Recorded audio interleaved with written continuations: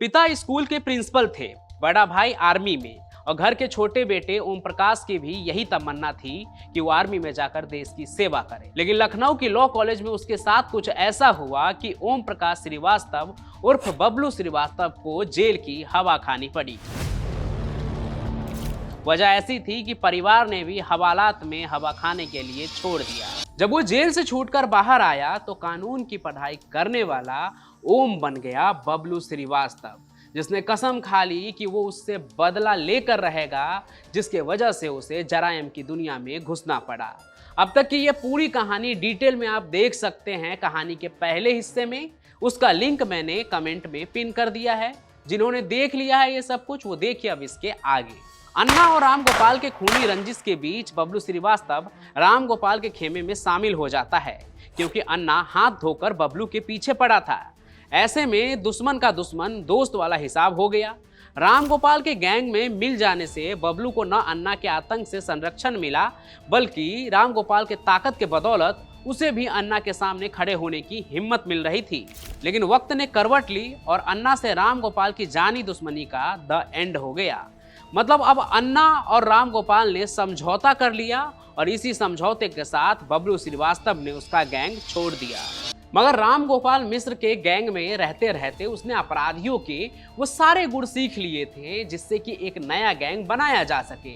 फिर क्या, बबलू श्रीवास्तव ने अपना एक गैंग बना लिया और किडनैपिंग का काम शुरू कर दिया। उसने उत्तर प्रदेश से लेकर बिहार और महाराष्ट्र तक अपनी पकड़ बना ली। वो लोगों का अपहरण कराकर उनसे फिरौती वसूल करने लगा।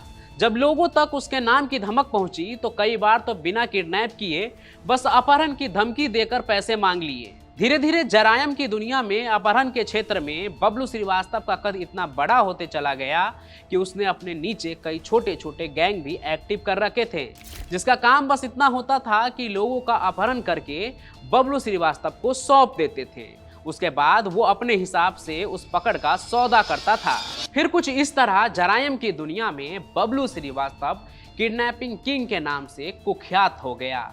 आगे चलकर उसके काले कारनामों की लिस्ट बढ़ती ही चली जा रही थी, जिसके बाद यूपी पुलिस ने भी उसके खिलाफ कार्रवाई तेज कर दी। साल 1989 में वो पुलिस से बचने के लिए दिल्ली में चंद्रा स्वामी के पास भाग आया। वही चंद्रा स्वामी जिनका कभी भारत के शेर से सरकार तक कंट्रोल होता था।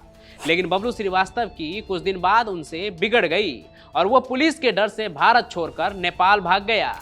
नेपाल में उसकी मुलाकात माफिया डॉन मिर्जा दिलशाद बेग से हुई। मिर्जा बेग गुंडा होने के साथ साथ दाऊद के इशारे पर भारत के खिलाफ जासूसी का काम भी करता था। दाऊद से उसके अच्छे कॉन्टैक्ट थे। फिर उसके कहने पर ही बबलू श्रीवास्तव साल 1992 में दुबई चला गया, जहां मिर्जा बेग के जरिए बबलू की मुलाकात भारत से फरार अंडरवर्ल्ड डॉन दाऊद इब्राहिम से ही। यूं तो कहते हैं कि दाऊद ने भी अब तक किडनैपिंग के किंग पिन बबलू के बारे में बहुत कुछ सुन लिया था। दाऊद से मुलाकात के साथ ही उसकी नजदीकी भी बढ़ गई और इसके बाद बबलू की ताकत और भी बढ़ गई। अब वो किडनैपिंग को छोड़कर स्मगलिंग करने लगा। विदेश से हथियार और ड्रग्स की तस्करी में दाऊद का साथ देने लगा।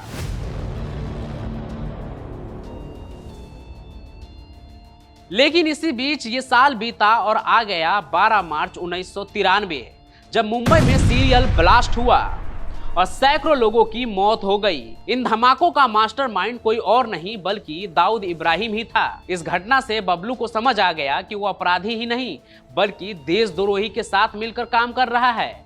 इसलिए मुंबई ब्लास्ट के बाद उसने दाऊद का साथ छोड़ दिया।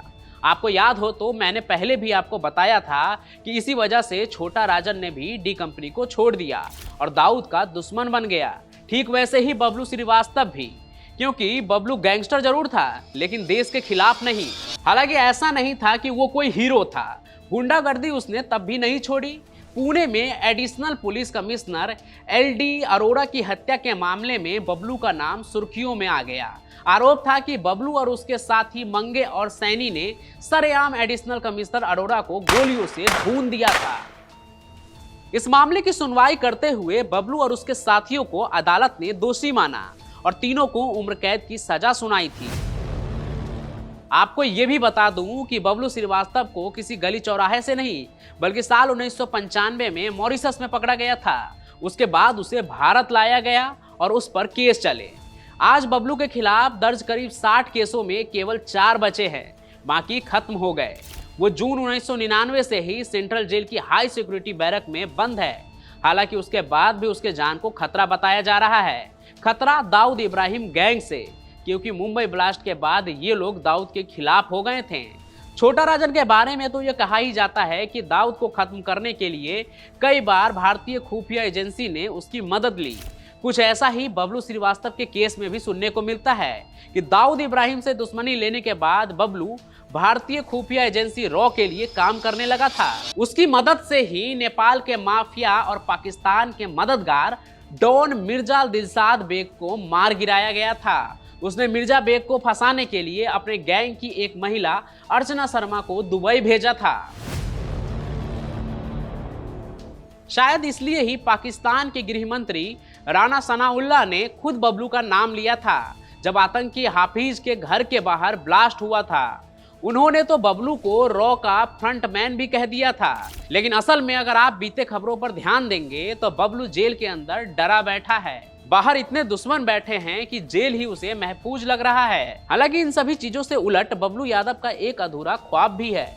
जेल में लिखी गई उसकी अपनी जिंदगी के ऊपर एक किताब, जिसमें बबलू श्रीवास्तव के मन की कसक है। वो कसक जहां उसे अफसर बनकर अपराधियों पर धौंस जमाना था, लेकिन आज वो खुद नामी अपराधी बन जेल में बैठा है।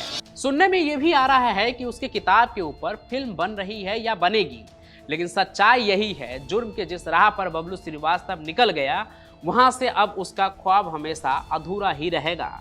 बाकी आज आपको ये कहानी कैसी लगी कमेंट करके जरूर बताइएगा। साथ ही साथ हमारी इस कहानी को लाइक कीजिए, ज़्यादा से ज़्यादा शेयर कीजिए, हमारे चैनल को सब्सक्राइब करके हमारा हौसला बढ़ाइए। और हम इसी तरह हर रात 8 बजे मिलते रहेंगे क्राइम की एक और नई चौंका देने वाली कहानी के साथ। तब तक के लिए आपका धन्यवाद।